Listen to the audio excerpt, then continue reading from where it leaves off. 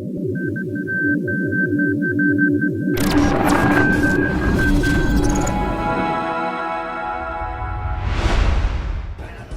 if everything came with a free Star Wars audiobook from Audible? Like at the cantina. I'll take a half-cap spotchka, lightweight. Here's your free audiobook download for Master and Apprentice from Audible. Or getting your pod racer serviced. My pod racer needs upgrades to the coupling and stabilizer. And here's your free audiobook download for Resistance Reborn from Audible. Life in the galaxy doesn't work that way, but there is one place you can go where you can get a free Star Wars audiobook from Audible. And that's utini.com/audible. Click the Audible logo and start your 30-day free trial, which includes a free audiobook download. So visit utini.com/audible and get your free Star Wars audiobook download today. Hello, Mark Thompson, this is. The voice of Yoda I am, in many Star Wars audiobooks. Do or do not listen to Utini.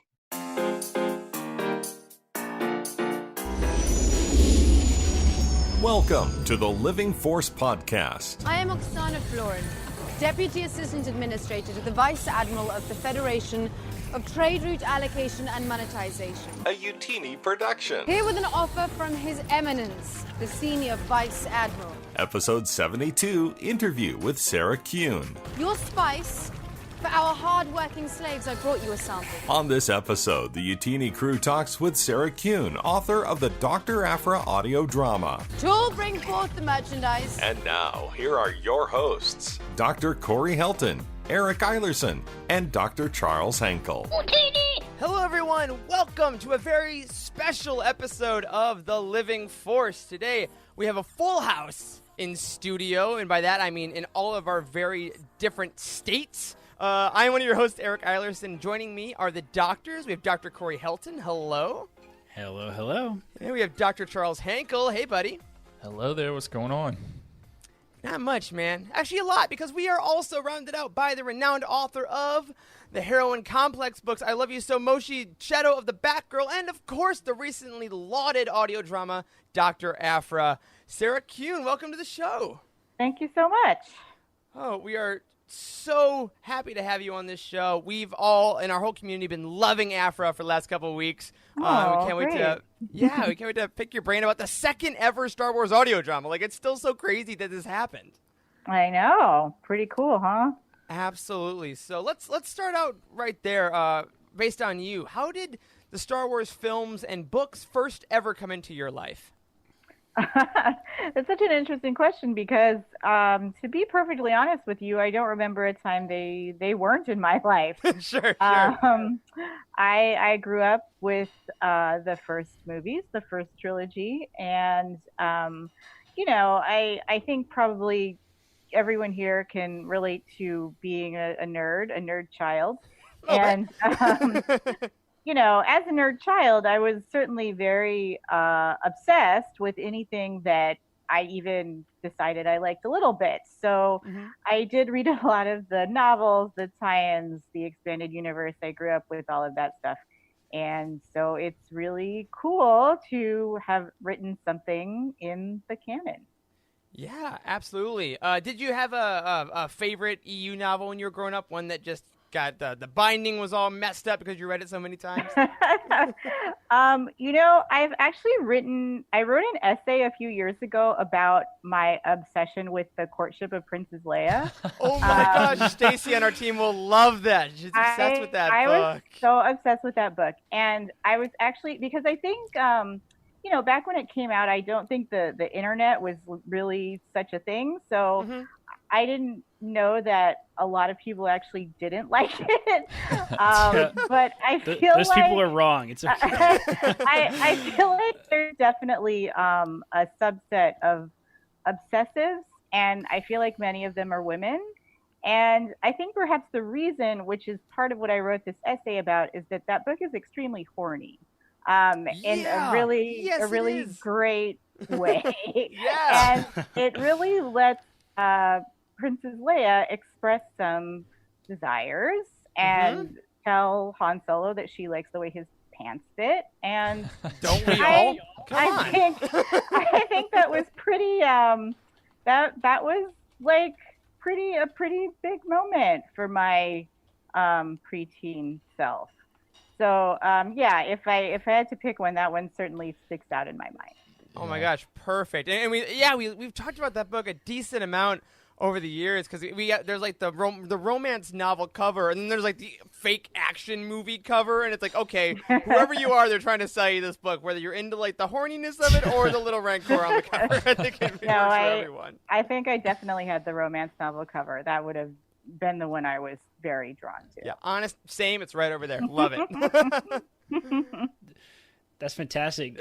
Did you have like, what was your sort of first love, I guess, with it all? Was it like the books exclusively? Did you kind of get into the comics as well? Like, you mean besides like beyond the movies? Or sure, yeah. Well, yeah, because like my first love was obviously the movies. Just I was so obsessed with them, and it was probably, I would guess it was something like the novelization of Empire Strikes Back, because that movie also has some very sexy moments, and I was definitely a shipper from a very young age. I love romance, I still do, and I was so into certain scenes of that. I mean, I was into the whole movie, but I was very into certain scenes from that movie. And so I think because with the novelization, you could like read that part over and over again if you wanted to. And it also tended to go a little bit more in depth about, what people are feeling, what the internal monologue is, like the attraction, like all of that. So I'm guessing that was probably the first one I read that I got really obsessed with, at least certain parts of it. Awesome. That's awesome. So shifting gears a little bit, kind of talking about Aphra, how did this kind of project kind of come about? It's always fun to hear from authors, like, what were you doing when you got the email? Did you freak out initially? Like, how did this kind of come about? I love those stories as well. I think I was at Target. And I got this was obviously in pre-pandemic times. I was at Target, and I miss going to Target. Yeah, really used to be a thing you could do casually. And I got a phone call from my agent, and usually my agent, if she has something, she'll email me. Like that's usually the fastest way to get a hold of me. I'm sometimes not great at actually like answering my phone or even seeing that it's ringing. And so I saw she was calling, and I was like, oh, she's calling. It must be something really important, so I should probably answer. So I did, and she was basically like, hey, I knew that I had to call you with this. We got an offer for you for Star Wars. And really, I mean, before she could say anything else, I was just so excited. And then when she said it's for Dr. Aphra, that was like, I mean, it was really just the best possible thing that could have happened. I loved that character so much, and it felt like such a good match. And so, yeah, it was a really exciting phone call to get. Yeah. That's fantastic. Did they brief you? Did you know it was going to be an audio drama, like right out of the gate? Yes, I think so. To be honest with you, I do not remember a lot of what she said, what my agent said, like after those two things. But then, of course, she forwarded me like the email from Elizabeth Schaefer, who's the editor at Del Rey, who's really awesome, that I got to work with. And it kind of broke down. Okay, like it's an audio drama, like what we did with Dooku. It's Dr. Aphra. We want to kind of adapt her first arc, her origin, to sort of introduce her perhaps to more people. And I think that was they might have included like, oh, here's kind of target length or target word count. So I definitely got like kind of the specs to compare. Yeah. Nice. And it sounds like you were already pretty familiar with the character of Aphra. Is that right? Did you follow along with the comics as they came out, or? Yeah, I love Aphra. I think my husband actually, who's also, was also raised on Star Wars, he was like really into her like right away, and I think he was like, oh, here is something I think is like. But yeah, I mean, she's just like, I think from her first appearance, she really just grabs you by the throat. The way that Kieran Gillen and Salvador Larroca like set her up is like so amazing. She's so vibrant, like right from the jump. So yeah, I was a huge fan of hers. I liked kind of the spirit she brought to it. I thought she was a little bit different than a lot of the characters we'd seen. She's obviously very chaotic. Like there's kind of, you don't really know what she's going to do next. So yeah, I was a huge fan of hers, and I was really flattered that Elizabeth thought of me for this. Absolutely. Yeah, I can only imagine. And this project in particular was really interesting because it was sort of this first person point of view, and a lot of things come along with that with a character like Aphra. But I'm interested to know, if you had your pick of any character in the entire Star Wars galaxy to give this similar type of story treatment, who might that be? If you could choose anyone, prequels, original trilogy, sequels, who would you go with? Oh my gosh, that's such a good question. And I'm not entirely sure. I think it would depend on the context. But I have always been obsessed with Jess Pava, like ever since she debuted in Force Awakens. And, she didn't have like a ton of screen time, but obviously, like as a mixed race Asian American woman, I noticed her immediately.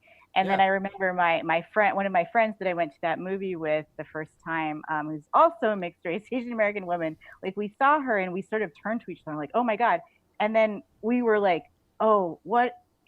She's going to die. Like, that's just what happened. Oh no, right. This situation is very dangerous. Man. So we were like really excited when she didn't. And I think, I think like, she also, I know she's been like explored a little bit elsewhere, but I don't know that she's really been given that sort of full like entire backstory treatment. But yeah, I mean, honestly, like Star Wars has so many great characters that I feel like we could hear from in this manner, in this sort of POV manner, that I think, anyone would be really excited to do that with. And it was just extra fun that Aphra was such a good match for this sort of kind of story.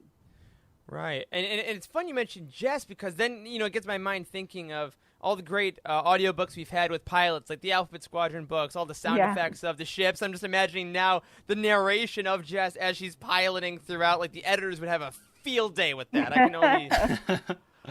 Okay, already got a wish list. Great. Now... when we've been talking about Aphra recently, a lot of comments, both within the Utini community and online as a whole, have talked about how like genuine your tone was for Aphra. Like the writing was very organic and it was very genuine. Is there a particular method that you use as a writer when you're trying to get into a character's head, like before you start writing, in order to like hear her voice better, or does it kind of flow as you write? Well, I think that with a character like this, there is a lot of material about her already. You kind of read all that you can, reread all that you can, and try to absorb it and kind of try to get her voice going in your head. And I feel like usually at the beginning, there's a little bit of a stop and go, and you kind of have to like get to the end before you really, really got it. And then of course you can go back and revise. And she had obviously a really strong voice from the beginning. Yeah. I mean, Kieran wrote such great lines for her. I think the one that we've talked about a lot, which I felt like sort of unlocked the story for us, was she says something like, the way I've lived, I know I'm lucky to be alive. And I felt like that sort of captured a lot about her. So that was sort of like what I started with. And of course, like all of the stuff that had been done already. And I think that for me, her voice was a very natural fit. Elizabeth told me on our Comic-Con panel that I was like her first and only choice for this, which was like really exciting and flattering because, I usually imagine with any IP, but especially Star Wars, because like everybody wants Star Wars. Like I just imagine for everything they have like a huge list.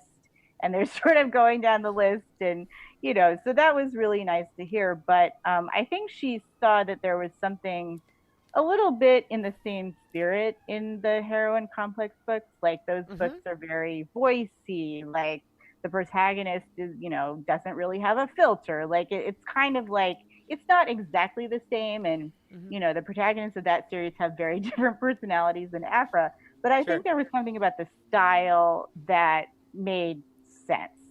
So I felt like I did have, I think, a pretty good handle on her voice from the beginning, just because of all of those different things coming together. But I definitely felt it more once I got to the end. It could kind of go back and like really be in her head with her. Absolutely. I mean, like you're saying, Aphra is such a wonderfully chaotic force, and without a doubt, you captured that beautifully. Oh, thank you. Yeah, and another part of her personality and her life that is so important, I think, is that she is notably an LGBTQ woman of color in Star Wars, which is fantastic. And I want to ask specifically, you really accentuated her relationship with Sana in this book. It's some of the, personally, my favorite stuff in the book. It's been talked about a ton on how just really great it is. How important was it for you to amplify Aphra's voice in that particular way in the Star Wars universe? Well, I mean, like I said, I'm always a sucker for a good romance. Right. And, and I love Star Wars romance because it's like there's just so much happening. It's so fraught. It's so tortured. And, so like soft and cuddly sometimes also. So that was something that I just I was like, wow, if I can kind of add something to her story, I feel like it's this. I feel like it's kind of exploring this really interesting relationship that we've mostly seen afterwards when they hate each other. So I wanted to know kind of what they were like before. So that was definitely something I wanted to bring out. And yeah, I mean, from a purely representational standpoint, I love that she resonates for so many people for different reasons. And that she is kind of someone who we haven't maybe seen a lot of in the Star Wars universe. And I also really love that she really kind of just loves who she is. Like she always is very much herself. She doesn't apologize for it. There's nothing really like, the things that she doesn't like about herself are more due to like her inability to sort of tell people that she cares about them or have actual like human relationships or like whatever it is. And again, those are so deep, I feel like not something she usually admits, but I just love that she's so like into who she is and she's like having such a good time. And I think a lot of times when women of color or queer characters or queer women of color characters show up in things, it's sort of not fun. Like it's a lot of times it's like, oh, they're there to be tortured or they're there to teach someone a lesson about racism or they have to be really serious all the time because they have to be like a good role model. And with Aphra, I just felt like they're like, no, she's just herself, and she's like really happy about it. She's Aphra. This is how it is. Aphra. Yeah, she's just chaos. And so, that was important to me to kind of like, I guess, tell a story where all of that was very apparent, and also kind of, I don't know what the right word is, like speak to a lot of her fans who she means so much to. She means a lot to me for those reasons as well. And I really love that we're hopefully reaching a point where that's not even that could maybe at some point not even be a big deal anymore. It's just sort of because there's so many queer women of color characters. Like that would be amazing. But I wanted to hopefully, I know she has a lot of really passionate, dedicated fans, and I certainly consider myself one of them. So I did think about like, what would I like to see as a fan? And those things are really important. And I'm glad that is speaking to people, and that the people who do love her sort of feel that was represented in this story. Absolutely. That has certainly been the feedback that we've gotten in our community specifically, is like we preach all the time that we want people to feel like they belong in Star Wars, right? And like the more opportunities we get for people to do that, I think the happier everybody can be about it. So. Yeah, it's a big galaxy. Yes, absolutely. Plus, give me more of the making out in the stacks in the library, please. Like, come on, that's such a beautiful trope to be in Star Wars. I'm so happy it's there. Yeah. I mean, what Elizabeth and I kind of noticed when we were working on it is that like her courtship, like her way of courting someone is so like her, like. She's always falling off things or like dropping things or like she's always like making like a ruckus. Like I just love that. I love like what a disaster that is. And so yeah, that was super fun to write. It's funny, going back to the courtship of Princess Leia being such a formative thing. This is like the courtship of Sana Staros. I mean, she's looking at Sana the exact same way that Leia is looking at Han's pants. I mean, some of those scenes, it's so great. Emily Ruzeller, like who plays Aphra, like she like brought it. Like she had to do so much in this book. She had to play so many different things, and it's like it's a 300-page like internal monologue. Like obviously there's many other important voices, but I think that no one would deny that she kind of had to work the hardest. Mm-hmm. And that scene especially where she first sees Sana, my husband was laughing because we were listening to it, and he was like, I think Emily's voice like dropped an octave. Like she's like, there's like definitely like a change in tone that's very like she's noticing her, Mm-hmm. And I really love that she really like went for that she was like, no, she's like, she's really noticing this person, and she's like kind of immediately smitten, and she doesn't want to be, so that's like a fun conflict too. Yeah, speaking of tropes we love, it's like oh, she's really hot, I shouldn't, but I want to, but I don't want to, but I shouldn't. Oh, it's drama inherently. It's fantastic. Also, capturing that in audio was absolutely fantastic. I mean, like you put it, like there's so many overtones like in an audio drama just in voice. Like voice actors are really on such another level, and she totally nailed it. You're absolutely right. Yeah, I mean, all of these guys, like everyone who was in the cast was so amazing, and except for Emily, since she was playing like the biggest role, I think all of them played like at least a couple parts. Like they're so multi-talented, and what really blew me away is that the producer of this is Nick Martorelli. He's amazing. He put together such like an amazing soundscape and kind of everything that went into the production. But because of the pandemic, they actually all had to record in their homes. They didn't get together like they did for Dooku. And then it's kind of like you get to play off of each other, and you're in a studio, and you get, you're being directed and all this stuff. So Nick actually directed all of the actors like individually. Like I think he read like all the other parts when they were recording. Oh my gosh. So the joke we made on the Comic-Con panel was that somebody's going to start a campaign to release the Martorelli cut, because it's just like him talking, like him doing all the voices. I think who needs the High Republic? Let's get that. I know. Like I think the only thing that was recorded, like the two people were together, was they did get Emily and Nicole Lewis, who plays Sana, together on Zoom, so they could record some of the Aphra Sana scenes together and get that chemistry, which I think they did a really beautiful job with. But it really blows me away to listen to that and to realize that most of those people were recording in their houses without sort of the benefit of these other actors to play off of. Yeah, I think I was fortunate enough to watch a lot of that Comic-Con panel, and didn't Mark Thompson say like his wife was giving a therapy session during a recording?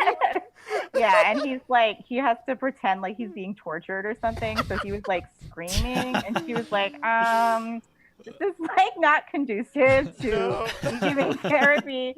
But yeah, I think that's so amazing that, he's like in his kid's bedroom, like making this like full performance.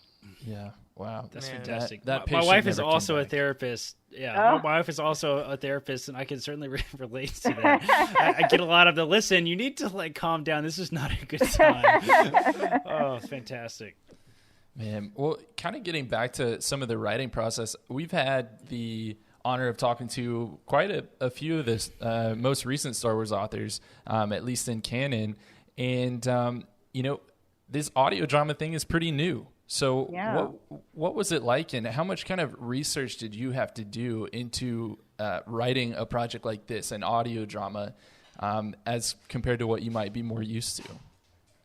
That is super interesting. And that was like a really, like, it felt a little bit like, oh, this is kind of a, new ground, like new frontier that we're covering. So I looked at, they sent me everything for Dooku. So I kind of looked at, what Cavan had done, what Cavan Scott, who wrote Dooku, had done, and like how it kind of went from step to step.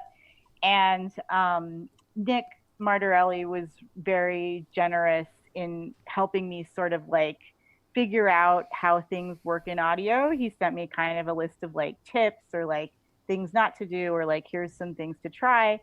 And it felt a little bit like a combination of a lot of the different mediums I write in. So it was a little bit like prose, because you don't have a visual component. So you still have to describe things for people, because they don't know what the room looks like, or what this person looks like, or what's happening.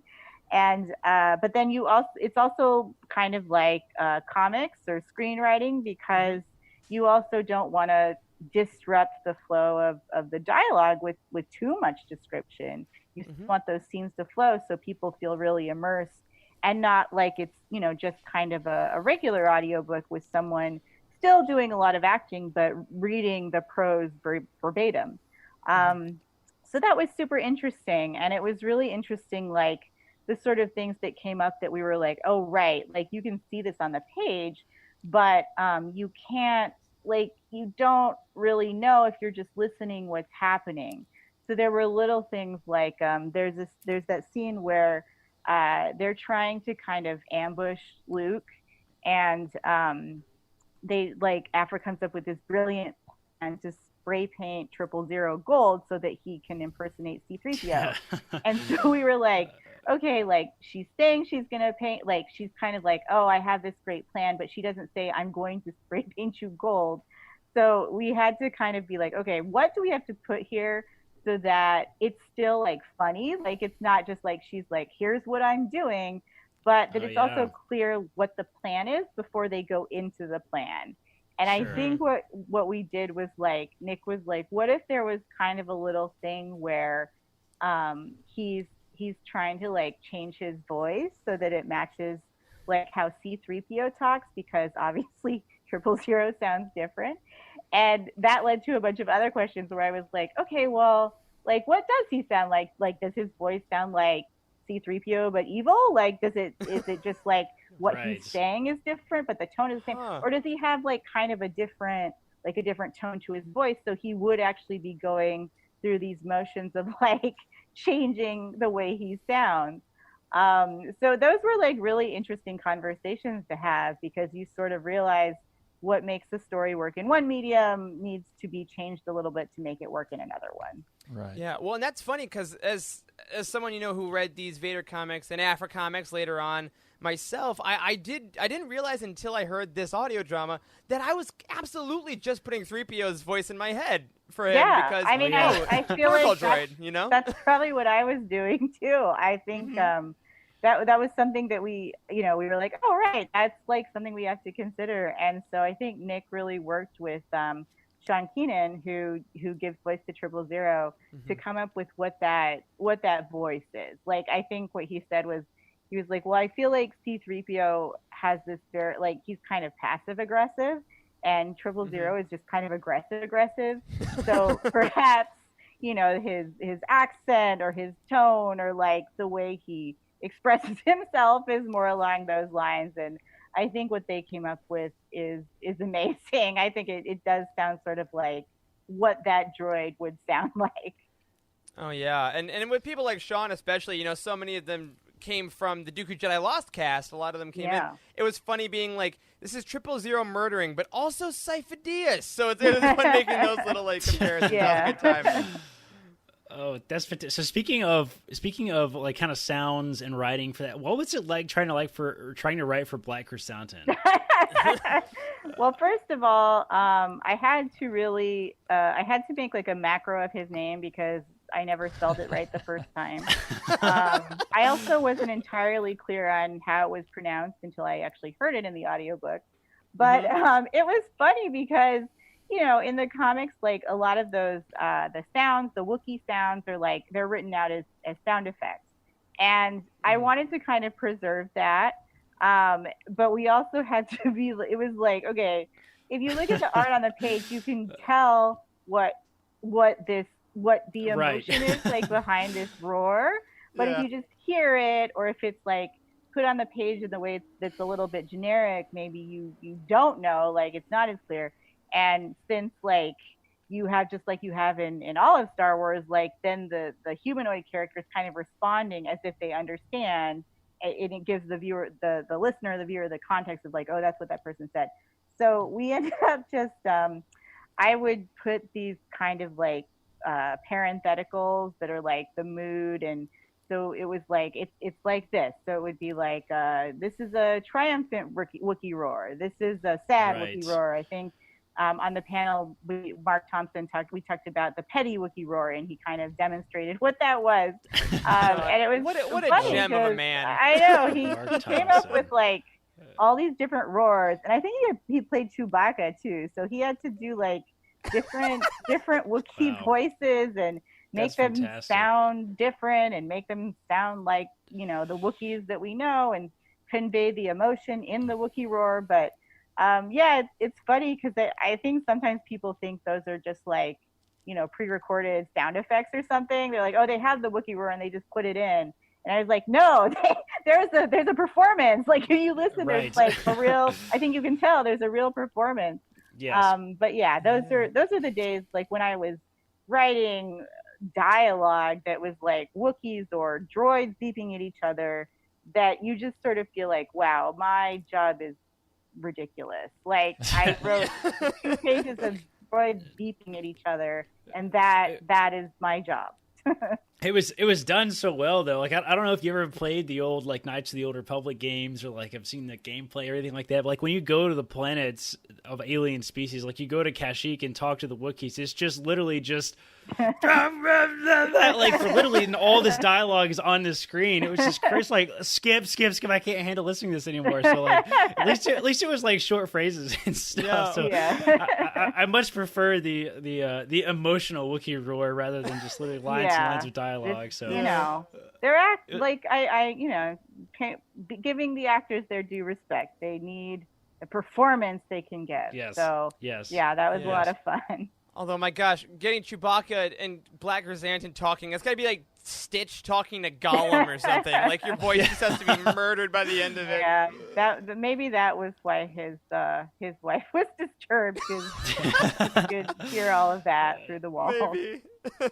Oh, man. Well, it sounds like you had a lot of kind of unique challenges with writing this project that maybe you haven't had on previous things. I'm assuming Wookiees weren't a part of the Heroine Chronicles or anything. No, not really. I mean, there are like sound effects kind of in the Heroine Complex books, because they are very like comic book inspired. Yeah. But yeah, definitely there aren't like pages of dialogue between like Wookiees. Like that was definitely unique. Yet, I mean, hey. Yeah. Wait for the crossover. But what was it like? How was the writing process different in writing like a first-person point of view story as opposed to the more traditional third-person? Well, it's interesting because I usually write in first person. The sort of genres and subgenres I write in tend to lend themselves very well to that. That's something I'm really comfortable with. So I was actually really excited that they were up for that they were sort of up for like telling this whole story in Afra's voice, from Afra's POV. I think that was something that was really important to all of us. So it actually felt pretty natural. I think that, you know, it depends on the book and the genre and everything else, but I think also for me, it did make it feel a little bit more personal. You know, when I'm writing in first person, I tend to feel just a little bit closer to that character. I feel a little bit more, you know, like I'm constantly in their head, because I kind of am. So it was really just a joy to be able to write that way in Star Wars, in canon. And it felt appropriate because I think we thought that Afra probably wouldn't want anyone else telling her story. Oh, wow. Great point. Yeah. So, yeah. Cool. Well, on that note of Afra's story, right? Like, it was a pre-existing story, but we always asked a lot of writers, like, what it's like to write within Star Wars, because obviously each project is pretty hush-hush. Some people get, like, whether you're pitching, whether you're receiving assignments, things like that. How did you find this experience kind of unique in that way? Did you find that you were thinking about, okay, I want to write this scene, but I got to make sure I fit in these parameters? Or did you feel like you had a decent amount of leeway to kind of, write your own thing? I think it was kind of like morphing as I went from step to step, because certainly when I got this job, I mean, I was excited, but I was also super intimidated. There's absolutely, there's not a lot of franchises that are like Star Wars. There just aren't. So I was intimidated. I felt like, I really want to do this, and I just hope that, I can do it. I can do it well. And I did kind of have this idea of because I've written a decent amount of IP at this point, and it's always a little bit different depending on who holds the license and, the company doing it and all that. But, so I didn't, I hadn't worked with Elizabeth before. I hadn't worked with Del Rey before. I hadn't worked on Star Wars before. And so I was kind of like, I wonder, I feel like, I want to be faithful, but of course, since this is an expansion, I do want to bring kind of my own point of view to it and the sort of the things I want to write about. And I didn't know. I was like, I don't know what they'll let me do. I don't know what I can, what boundaries I can kind of push, or where the boundaries even are. That's something you sort of learn as you're doing it when you're writing, any kind of licensed anything. And so usually, how tight can the pants be? I mean, you got to find out. How tight can the pants be? And sometimes there are weird things that you don't know about that end up being rules. I wrote these Barbie comics, and that was super interesting because they do send you this kind of Barbie guidebook, style guide, sort of thing. Wow, and so it would be Barbie does this, Barbie does this. Barbie's very supportive of her friends, and I remember one of the don't do's was Barbie is not snarky. She is always very kind, and she doesn't use slang. She doesn't use sort of modern, and I think that's because they don't want to date it. It doesn't want to seem it's stuck in a certain time period, because when the book comes out, maybe no one's using that slang anymore, and it seems automatically dated. Interesting. And that was an interesting challenge for me, because I tend to write, very colloquially, lots of snark, lots of slang, and so that presented an interesting challenge, but it also wasn't something I would have thought of before getting that job, that Barbie doesn't use slang.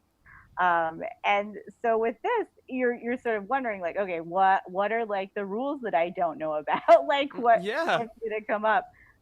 So usually my approach with stuff like this is I will look at whatever they've given me. I will assume those are the parameters. And when I write my sort of first little pitch / outline, whatever document it is they want me to write, I try to throw everything in and see what takes. And I just, I'm assuming if I do something that is not allowed, or that is not possible because maybe there's another project that I don't know about that this has to connect, whatever it is, I'm just assuming they're going to tell me and, know that I didn't know about that because it was a huge secret that they couldn't tell me. So with this, I was okay, I did a little pitch document / outline that was just sort of here's my take on the story. And I think because they had, this was a tryout, they had essentially told me you had this job, I wasn't competing with a bunch of other people. I was well, I'm just going to put in what I want to do, which is, a lot of it was the Sana storyline. It was the framing device where she's making this recording and we don't know exactly why initially. And then the stuff with her backstory, the opening scene with Maz, I kind of highlighted a lot of the new stuff because obviously the stuff that was in the comics had already been approved and published, and I assumed they were fine with that.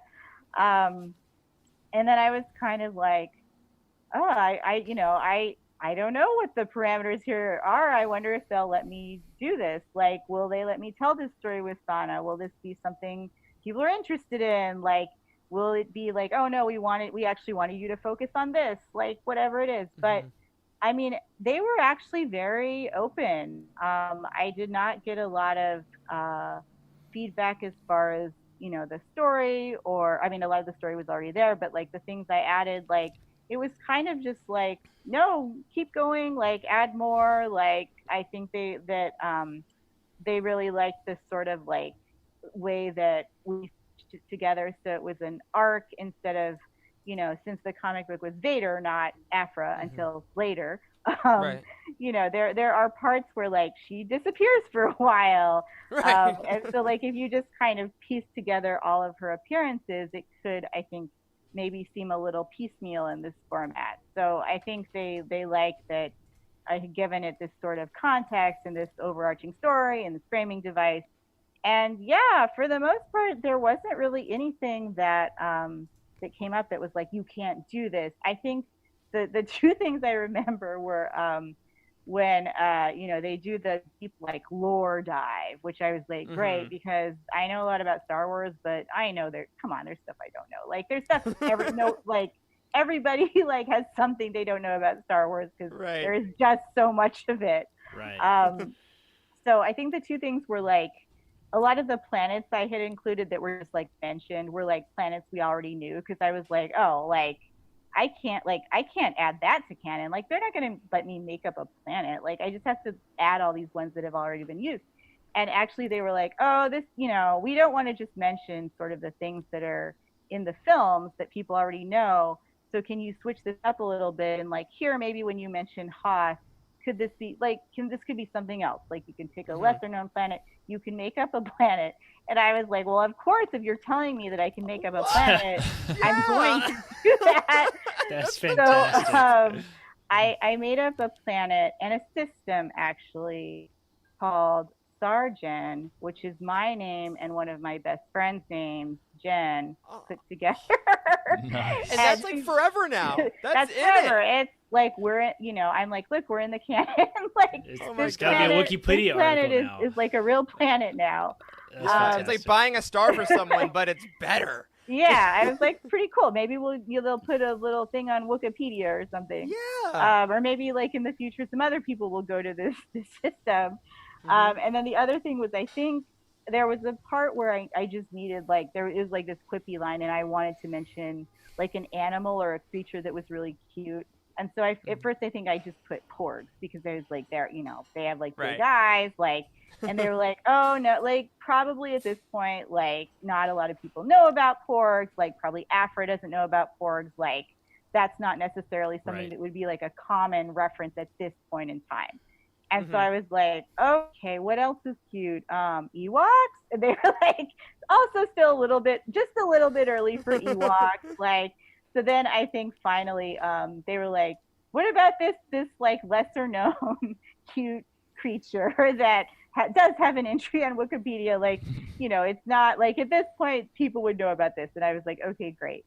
But that's just fun. That's like, like, I can't believe this is on like the official comments on a Word document. Like, it's that like, we're talking about like, when have people heard about porgs enough to reference them? I think is pretty funny. Absolutely. And hey, I mean, speaking of funny now, you got my brain going with like, we have these Deadpool comics where he'll go into Marvel and Shakespeare. I need Aphra to go into the Barbie universe now, because she would just create complete madness. Yeah, I think. She would make a mess. I mean, I think Elizabeth said to me at one point, like, the way that I had written Aphra's narration, because she also keeps like kind of messing with the recording and like commenting on what's happening in the scene and stuff like that. And she was like, wow, this just makes me really want like an Aphra show that's like Fleabag, where she's kind of like, we're always like talking to the audience. Oh my God. She like, her commentary is like so like snarky. And I was like, wow, yeah, I can actually really picture that. Oh my gosh, yeah, just replace Santa with Hot Priest and you're good. You're good to go. Oh, man. Well, kind of on a similar note with you. To Hot Priest? No, not to Hot Priest. Okay. More like Aphra's Chaos. Okay. We talked about how a lot of, obviously, her backstory was already in the comics. And I think it's interesting how, some things that play in the panels are maybe more difficult to play in more of a live setting, like whether that's an audio drama or if it's a live action TV show. And we've seen some of that with like a lot of the superhero movies that have come out, etc. Did you ever feel like you had to like rein back on any part of Aphra, or are you like, I'm going full Aphra right now? Well, I mean, I think like why take on a character like Aphra if you're not going to go full Aphra? Yes. I think we really tried to push the Aphra-ness of it all as much as we could. And of course that might translate differently in different mediums. The way that she is so extra might be a little bit different in the comics than it is when you are hearing her voice. But yeah, I think like we really tried to go to make it as Aphra as possible. Yeah, full Aphra. Success. We all Full approve. chaos. Yes. Fantastic. Well, Sarah, kind of as we sort of wrap up, something we ask all of our authors is kind of about the concept of legacy, right? So Star Wars is really all about legacy. I mean, it's all about we have the Skywalker legacy, right? We have the legacy of Anakin. We have this sort of storytelling tradition all through the entire saga, books, comics, movies, everything, all about really legacy. And what we really like to ask authors that come on the show and chat with us is like, what do you you're going to have your own Wikipedia article, right? With your planet and yourself as an author. And like, what do you want your personal legacy to be on this genre, on this universe? Like, what is your personal stamp?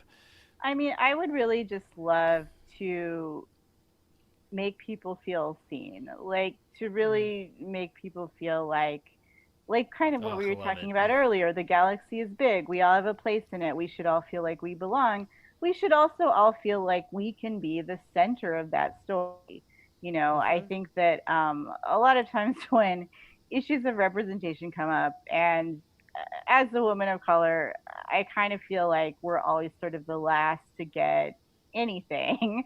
A lot of times when this comes up, it's like, well, aren't you happy there's like this one, side character that appears in 2 minutes of film or like whatever it is. Yeah. You're like, I mean, that's great to be able to see that.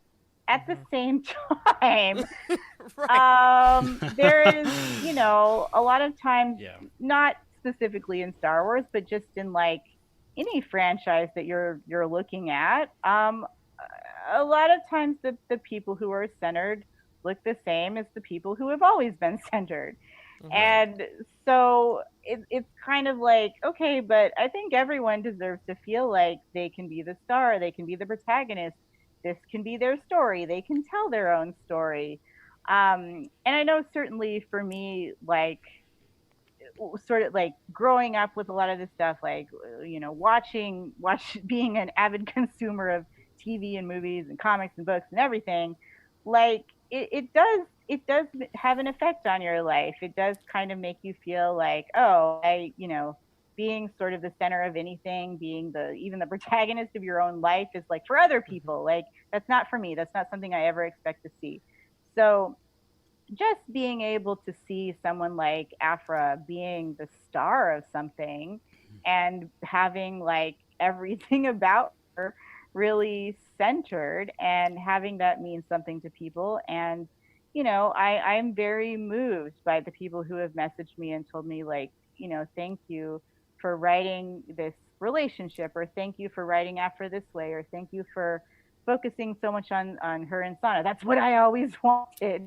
That really means everything. And so I would just like to be able to tell stories, and I am of course hoping that I'll get to tell other stories in this galaxy, but just to be able to tell stories where people feel seen and they feel like they matter and they feel like, oh, okay, I can not only exist in Star Wars, but I can be this, I can be the center of Star Wars. I can be the main hero, or, Aphra, I guess, is sort of like on the line between hero and villain and everything in between, but that I can be that person who's really the star of the show. Yeah, well, I mean, as admittedly 3 men who have never had the problem finding ourselves in the center of any story ever, we are so thrilled that you and other writers are bringing characters like Aphra and Sana in the center where they goddamn deserve to be. And I will second, third, and fourth that we hope that you are going to be writing many, many more as the years go on. And congrats, Aphra is a triumph in every way, and it's honestly during this year that's been tough. It's exactly what a lot of folks needed, as is evident. So thank you. Yeah, it's seriously excellent. Before we let you get out of here, can you tell everyone else that's listening where they can find you online, and if you have anything that you can talk about coming up, feel free. Yeah, well, people can find me a lot on Twitter. Usually there when I'm supposed to be doing something else. And Beautiful. It's just my name, Sarah Kuhn, Kuhn. I'm on Instagram as Sarah Kuhn Books because I think someone else took Sarah Kuhn before I could get to it. And then I have a website that probably needs to be updated. It's just heroincomplex.com. It's heroin like super heroin, not like the drug. And I had a few things come out this year. I wrote a graphic novel for DC with the artist Nicole Gu called Shadow of the Batgirl. That came out earlier this year, which actually seems like 5 million years ago. But it did, in fact, come out this year. And it's about Cassandra Cain, who is the Asian American Batgirl. And the fourth book in my Heroine Complex series, which is called Haunted Heroine, came out earlier in July. And there are at least 2 more books coming in that series. And then in later August, I wrote a graphic novel with the artist J-Bone, which is called The Riverdale Diaries Hello Betty. It's basically middle grade Betty and Veronica. It's like them and all their friends, and they start middle school. And J-Bone's designs for all the kids are super, super adorable. So if you like things that are cute, or you have kids who like things that are cute, then you might like that one. Oh my gosh, well, amazing. We will be on the lookout for all of those, and again, all your future work in here. Sarah, once again, thank you so much for coming and chatting with us. It was an absolute blast. Thank you so much. I appreciate it. There is no hatred. There is joy. There is no division. There is union. There is no apathy. There is passion. There is no gatekeeping. There is community. This is the Utini Star Wars Fan Code. Embrace it.